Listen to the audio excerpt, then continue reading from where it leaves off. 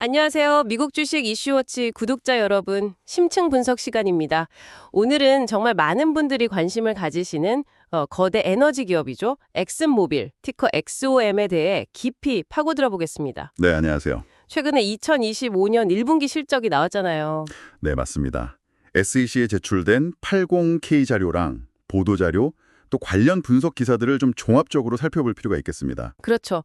시장 변동성이 여전히 큰 상황인데 이런 환경 속에서 엑슨모빌이 어떤 성과를 냈는지 그리고 또 앞으로 어떤 방향으로 나아갈지 그 핵심적인 내용들을 오늘 좀 속 시원하게 파헤쳐 보겠습니다. 좋습니다. 시작해 볼까요? 네, 먼저 1분기 실적부터 좀 짚어주시죠. 전반적으로 어땠나요? 일단 겉으로 보이는 숫자는 나쁘지 않았어요. 2025년 1분기 순이익이 77억 달러. 77억 달러요? 와, 상당한데요. 그렇죠. 그리고 영업활동으로 벌어들인 현금 흐름도 130억 달러나 됐고요. 사실 시장 환경이 그렇게 우호적이지만은 않았거든요. 유가도 좀 그렇고 천연가스 가격도 그렇고. 그런 환경에서도 77억 달러 순이익이면 상당히 선방한 거 아닌가요? 네, 맞아요. 회사 측에서도 특히 CEO인 데런 우즈가 우리는 이런 환경에 대비되어 있다. 이런 식으로 자신감을 좀 내비치기도 했고요. 아, CEO가 직접요? 네. 실제로 그런 자신감의 근거 중 하나가 그 주주 환원 정책인 것 같아요. 이번 분기에만 배당금이랑 자사주 매입으로 쓴 돈이 무려 91억 달러입니다. 91억 달러. 순이익보다 더 많은 금액을 주주들에게 돌려준 거네요. 그렇죠. 순이익은 77억 달러였는데 주주 환원에 91억 달러를 썼으니까요. 이건 엑선모빌이 얼마나 주주 가치를 중요하게 생각하는지 보여주는 대목이라고 할 수 있겠죠. 정말 대단하네요.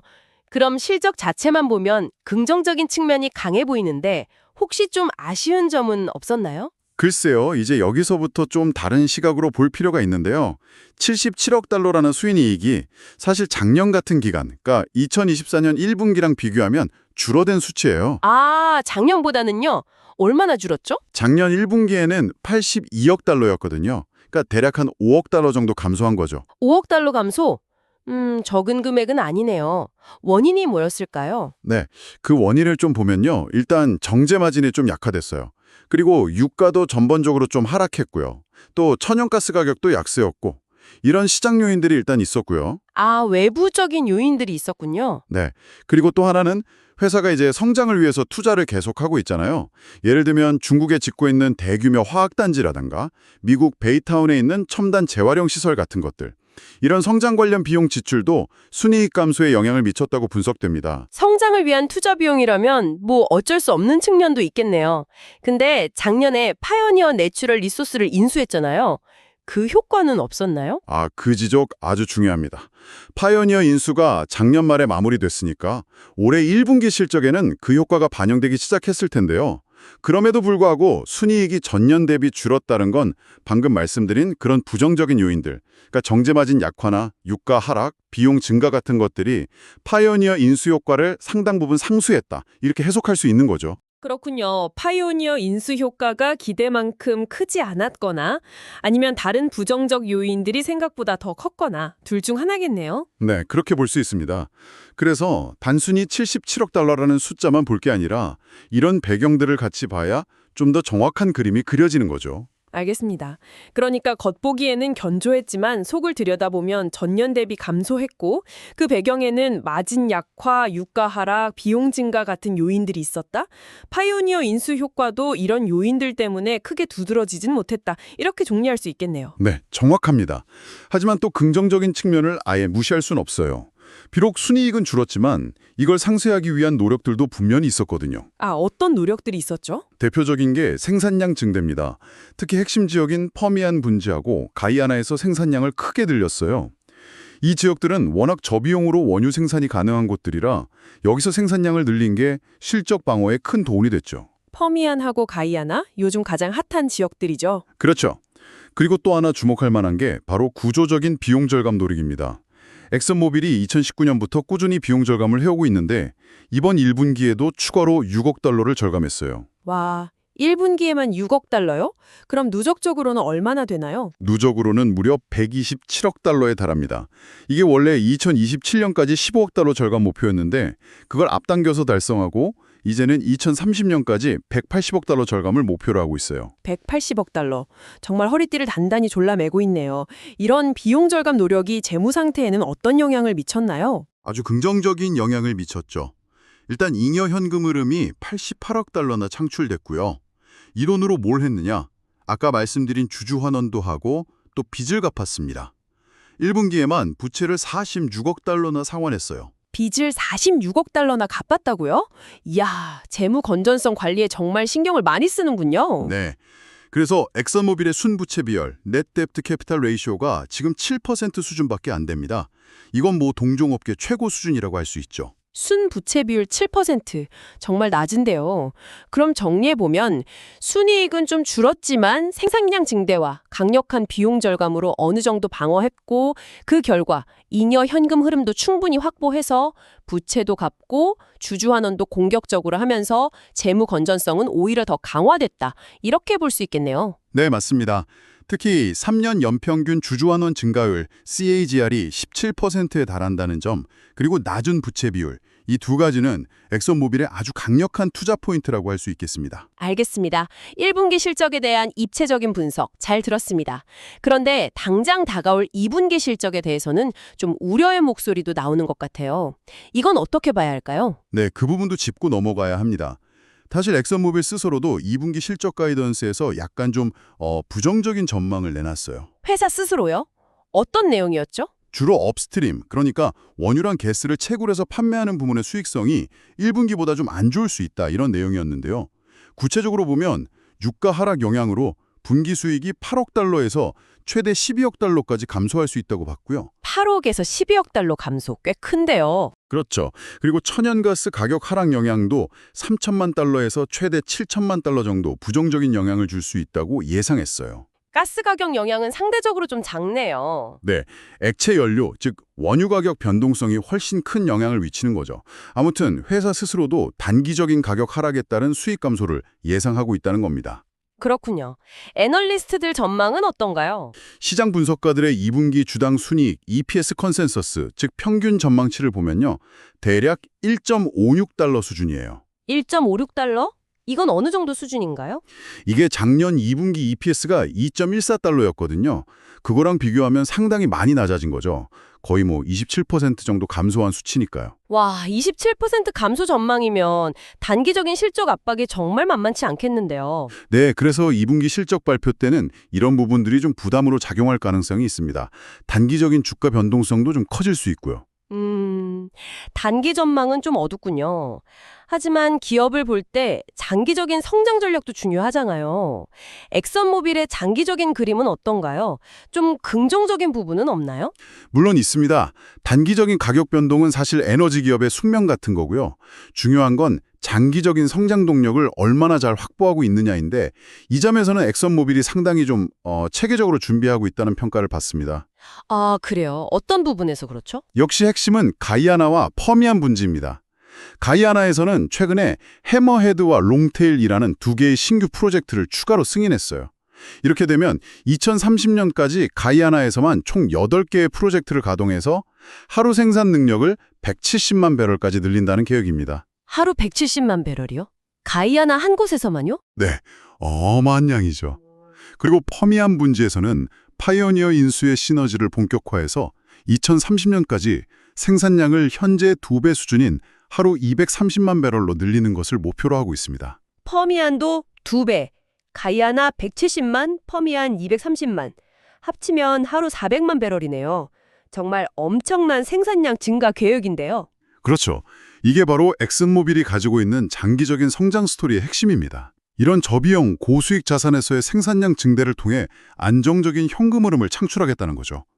게다가 올해만 해도 이런 유리한 조건의 신규 프로젝트를 10개나 시작할 계획이라고 하고요. 그렇군요.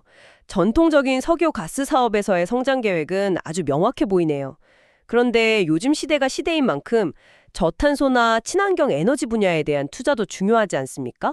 이쪽은 어떤가요? 네, 그 부분도 당연히 준비하고 있습니다. 엑슨모빌은 저탄소 솔루션이라는 사업부를 두고 이 분야에 2030년까지 최대 30억 달러를 투자할 계획이라고 밝혔어요. 30억 달러? 저탄소 분야에만요?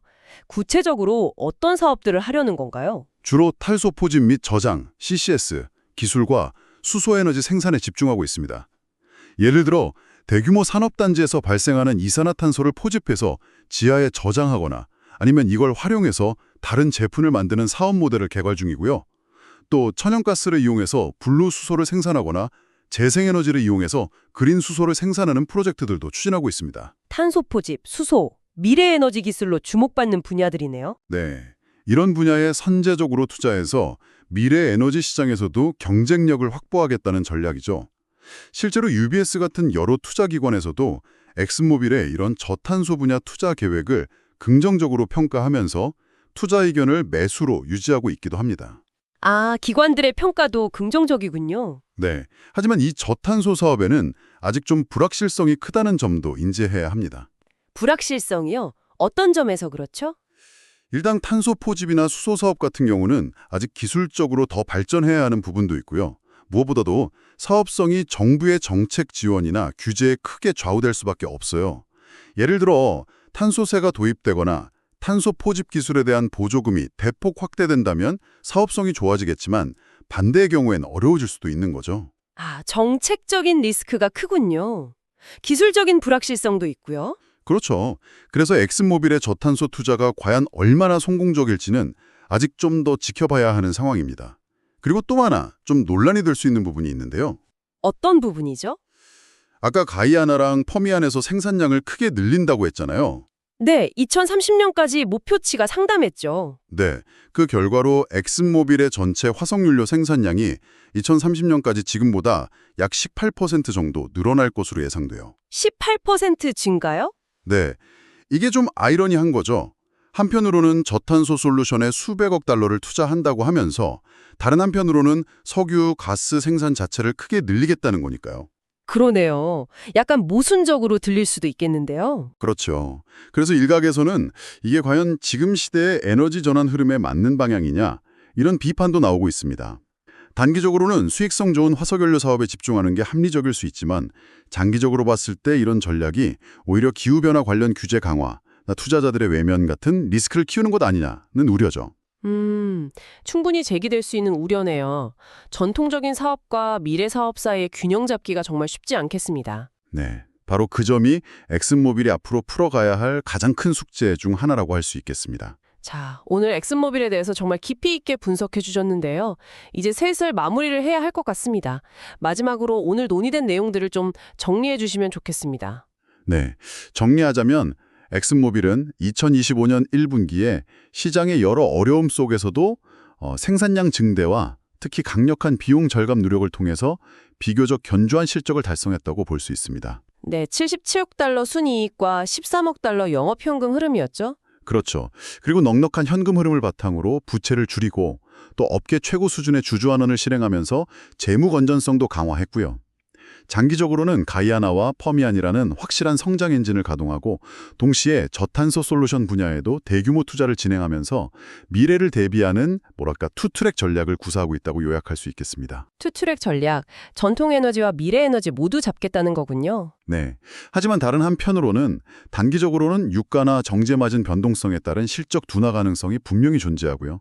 2분기 전망이 좀 그렇죠. 네, EPS 전망치가 전년 대비 꽤 낮았죠. 그리고 장기적으로는 에너지 전환이라는 거대한 시대적 흐름 속에서 이 저탄소 사업의 성공 여부가 아직은 좀 불확실하다는 점, 또 기존 화석연료 사업을 계속 확장하는 전략이 가져올 수 있는 잠재적 리스크, 이런 과제들도 안고 있다고 봐야 합니다. 그렇군요. 기회와 위험이 공존하는 상황이네요. 맞습니다. 그래서 청취자 여러분들께서도 엑슨모빌을 보실 때 이 회사가 과연 전통적인 에너지 사업의 강점을 잘 유지하면서 동시에 저탄소 미래로 성공적으로 변신할 수 있을지, 그 과정에서 어떤 위험 요인들이 있고 또 어떤 새로운 기회들이 생겨날지 이런 점들을 계속해서 좀 주목해 보시면 좋을 것 같습니다. 네, 아주 중요한 포인트네요. 엑슨모빌이 과연 기후변화 시대의 공룡으로 남을 것인가? 아니면 시대의 변화에 발맞춰 영리하게 변신하는 거인이 될 것인가? 앞으로의 행보가 정말 기대됩니다. 자, 오늘 저희가 전해드린 내용은 엑슨모빌이라는 기업에 대한 여러분의 깊이 있는 이해를 돕기 위해 다양한 정보들을 분석하고 정리한 것입니다. 네, 어디까지나 정보 제공이 목적이지 특정 종목에 대한 매수나 매도를 추천하는 것은 절대 아닙니다. 맞습니다. 모든 투자의 최종적인 판단과 그 결과에 대한 책임은 청취자 여러분 본인에게 있다는 점을 반드시 명심해 주시기 바랍니다. 신중하게 고려하시고 결정하셔야 합니다. 그리고 한 가지 더 말씀드릴 점이 있는데요. 저희가 방대한 자료를 분석하고 또 이렇게 대화를 구성하는 과정에서 때로는 AI 기술의 도움을 받기도 합니다. 네, 효율적인 정보 처리와 분석을 위해서죠. 그렇습니다. 그러다 보니 아주 가끔이지만 저희가 전달해드리는 내용 중에 실제 사실과 미세하게 차이가 있거나 뭐 약간 다른 뉘앙스로 해석될 수 있는 부분이 포함될 수도 있다는 점은 미리 좀 양해를 부탁드립니다. 네, 이 점 참고해 주시면 감사하겠습니다. 오늘 미국 주식 이슈워치 심층 분석은 여기서 마치겠습니다. 청취해 주셔서 감사합니다. 감사합니다.